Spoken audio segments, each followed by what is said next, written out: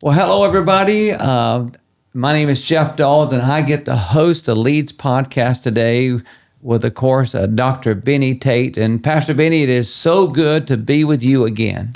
Jeff, I want to thank you for being here. I have been looking forward to this for some time. We've had to kind of schedule and reschedule, but I promise you, there's never been a time that I've been with you when I was not looking forward to it, and today is no exception. I'm just grateful for this conversation that we're going to get to have. Yes, I am too. There's so many pastors and leaders that are listening to the Leads podcast, and it's just an honor to be able to share and from your experience and what God has done through your life and the wisdom that He's given you. So that sort of takes me to where we are now. Here we are. It's summertime. And so I guess the question that I would like to ask you is, what are you thinking right now in this summertime? Like what's like your priorities that you're focusing on? Well, a wise pastor told me one time, he said, Benny, when your people go on vacation, it's a good time for you to go on vacation. The Bible talked about Jesus. The Bible says he told his disciples to go into a desert place and rest a while. And I would say to that pastor, after, being at the same church now for getting ready to start my 36th year, I would say that it's so important that pastor get into a place and rest a while. And I think the summer is a wonderful time. The summer's a wonderful time to do that.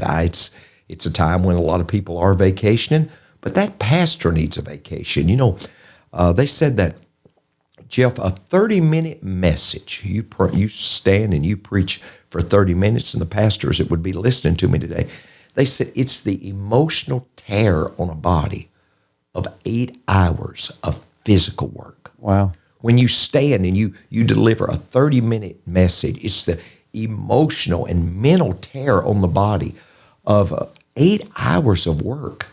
The scripture says that Paul and Barnabas, it says, set them aside for the work whereunto I have called them. Mm-hmm. We love what we do, but we've got to understand this is work.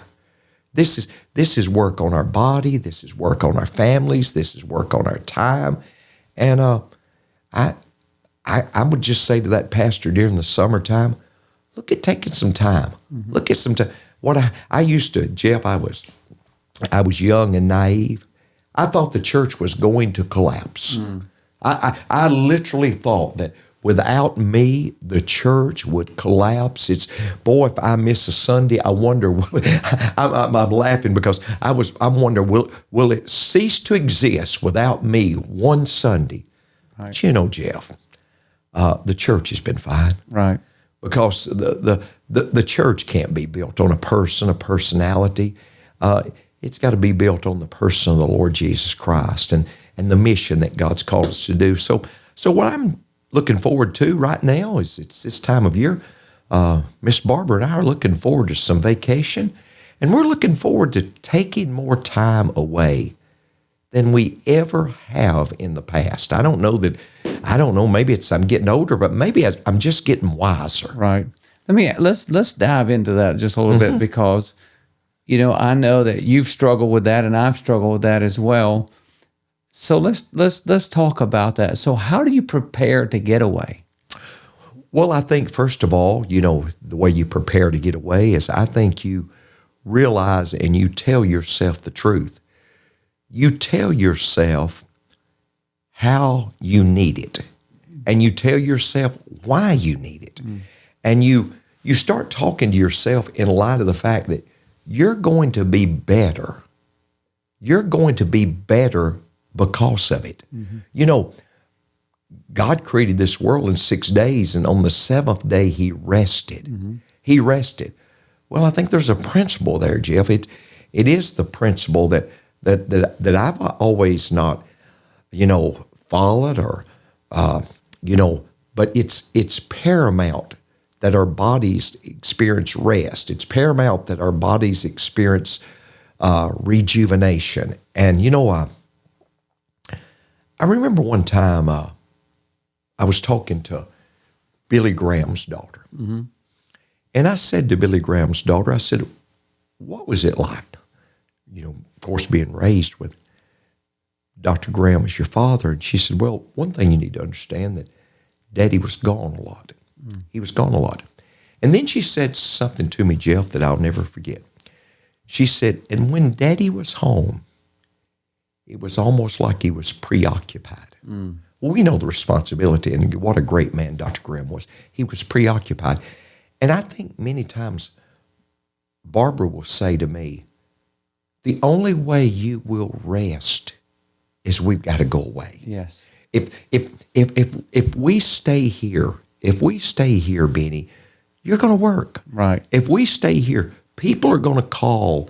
If we stay here, people are going to need you, and you have a problem saying no. Right. And here's something as I'm looking back on my ministry, Jeff, and looking back on my time. It's been many vacations.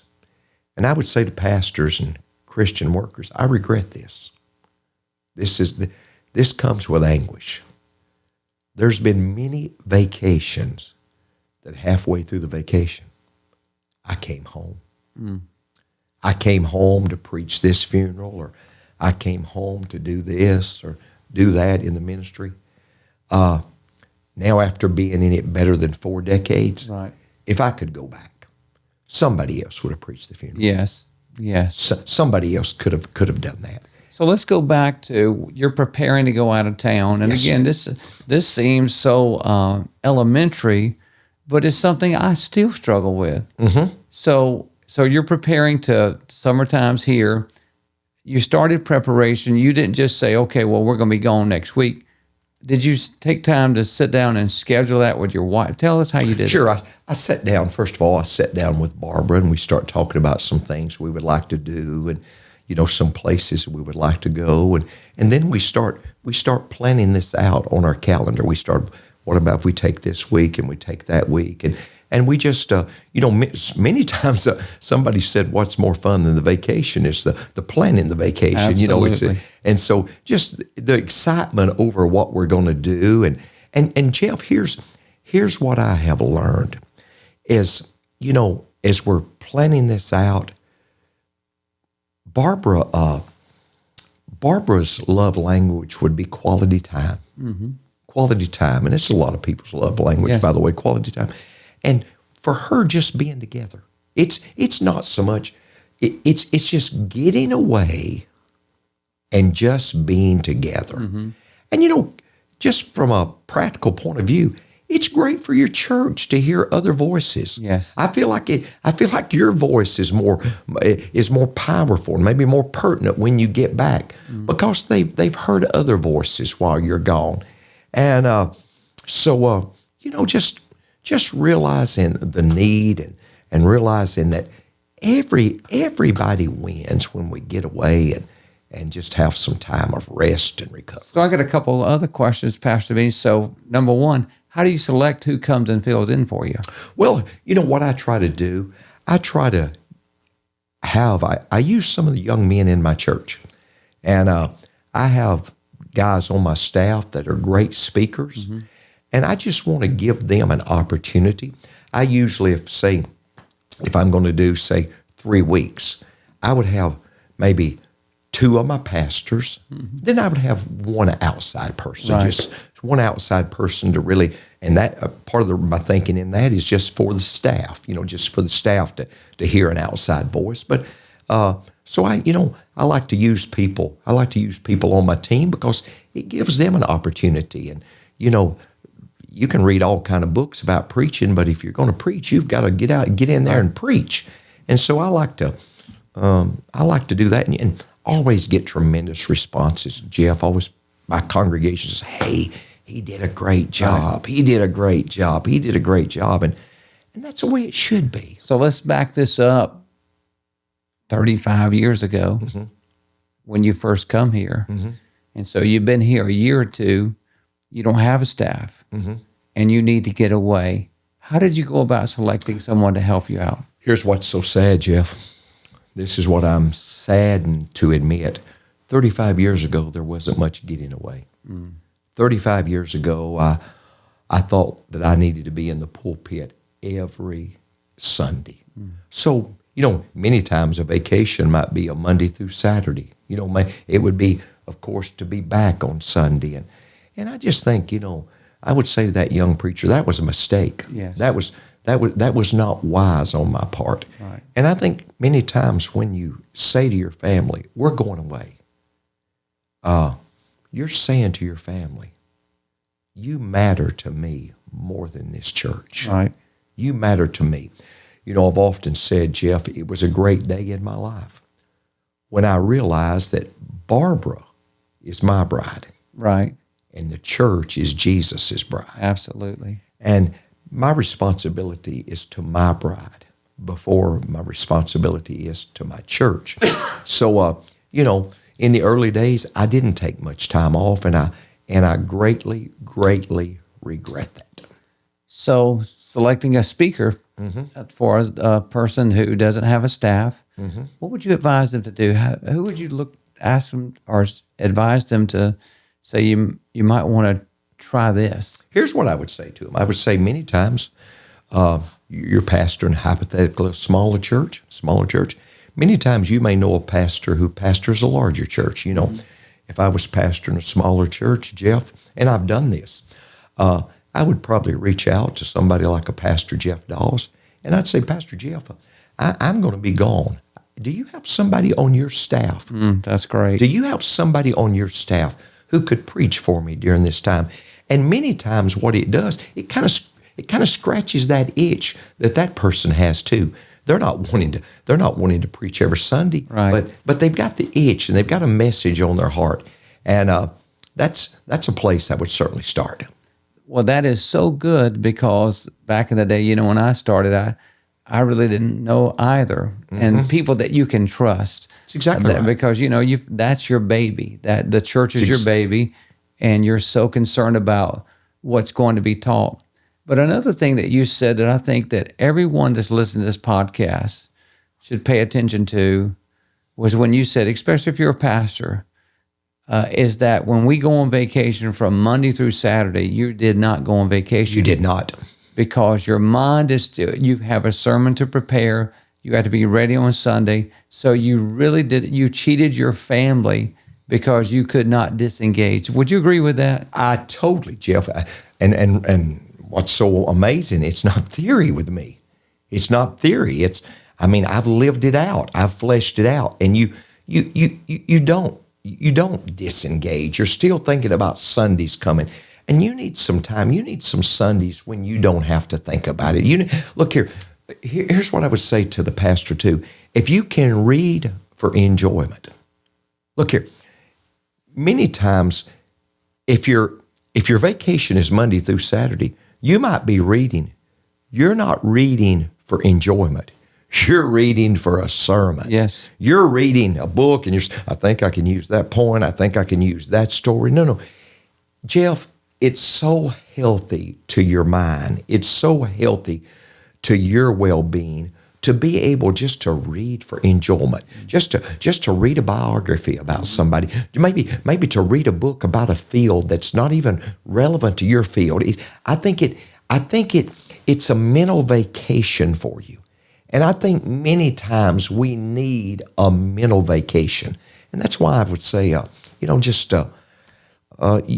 need that Sunday, you need that time off where you can just have a mental vacation. I do this many times when I'm on vacation. I'll go to a church. Believe it or not, I'll walk in, 11 o'clock, 5 after 11. I'll sit at the back. I'm just there to be ministered to. Yes. And I'll pray before I go in. God, don't let me go in critiquing this service. Right. Lord, don't let me go in looking at this, the lights out over here, the music, the sound system's not right, the preacher, that points. No, I said, God, just speak to me. I just desperately, on vacation, I just need you to speak to me. Mm-hmm. I'll get all that once I get back. Right. So let's review what you just said. You've said in order to take some time off, first of all, you got to plan, and that means that you have to Make sure that you have a plan of having someone come. And a great idea was if you don't have a staff, is to call a larger church of someone that you respect and ask that. That's a great idea. The other thing that you just said was that if you're going to go on vacation, go on Monday through Sunday. Don't go like a Monday through Saturday and come back and preach if you can help it, because you can't totally disengage. Right. And then the next thing that I heard you say was, make sure that when you go on vacation, you do something you enjoy doing. Like you said, reading a biography, or don't read for a message. Right. And oh goodness, Pastor Benny, how many times when Rhonda and I would go on vacation, I have these, I say, well, okay, well, I'm going to read these books. But I was only reading them because I wanted to grow. I wanted to leadership development or sermon. So I made that mistake. So now that we're there, so we've talked about those things.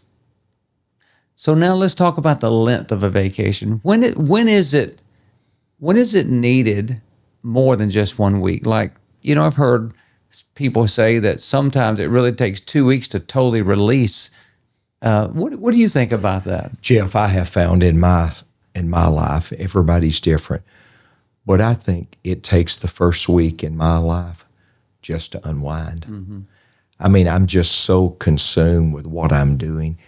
I mean, this year I plan on taking several weeks, simply because it takes the first week just to unwind. I mean, I know this sounds crazy, but before I can even just relax, and so I would, and just being transparent too, finances play a part. Yes. Finances play a part. Sometimes when you're looking at a vacation, it looks, you have to look at what you can do financially. Yes. And so, that plays a part in your vacation. But, many times you can, I've learned you can have some good times and they can be affordable also. That you don't have to, it can be for example, hey, we're just having sandwiches today, but yes, boy, we're relaxing here. We're relaxing at the ocean with we just got having sandwiches and some chips, but what a great time to be away. Absolutely.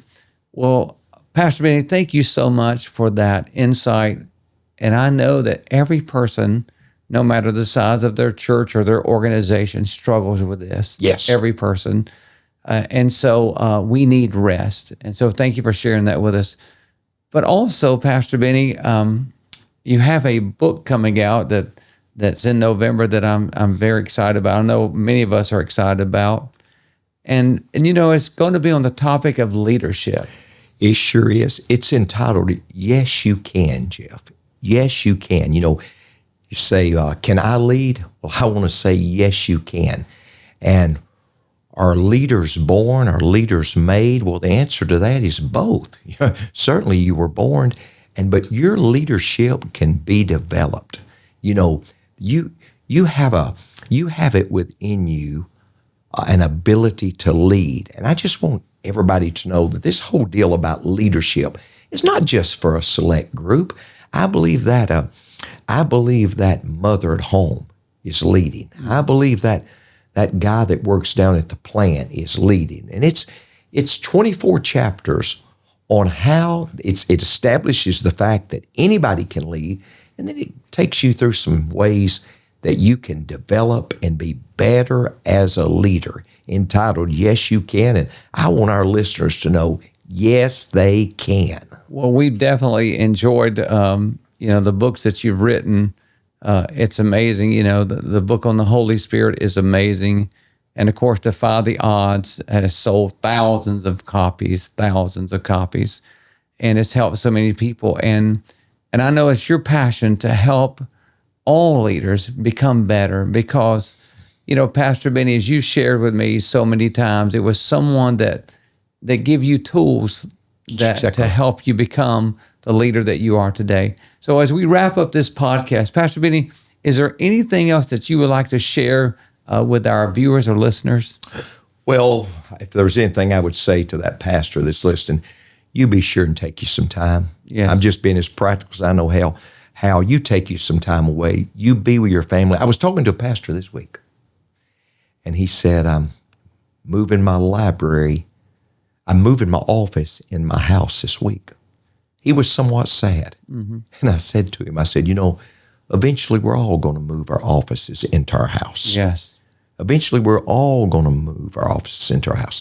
And so, this is going to be over as we know it, as far as the position perhaps that we're in. But your family's constant. Yes. And so I would say to that pastor, be sure and take that time. Be with that family. And look, when you're there, be present. I'd leave that pastor, I'd leave that Christian leader. It's when you're there, be present. That may mean, Jeff, on vacation, cutting this off. Yes. I'm saying when you're there, be present. Yes. You can cut it on at the end of the day for an emergency or something, or have another way for them to get to you, but just be with them. Yes. Well, we want to say thank you again for joining us on this episode of the Leads podcast. Pastor Benny, again, thank you for your insights and you're willing to pour into pastors like myself and leaders, not just pastors, but leaders all over the country and the world. And we just want to say thank you. And again, we look forward to the next episode. So hopefully if this content has been helpful to you, it would just be a blessing if you would share that with others to help us share this great message. God bless you, everybody. We'll see you the next episode.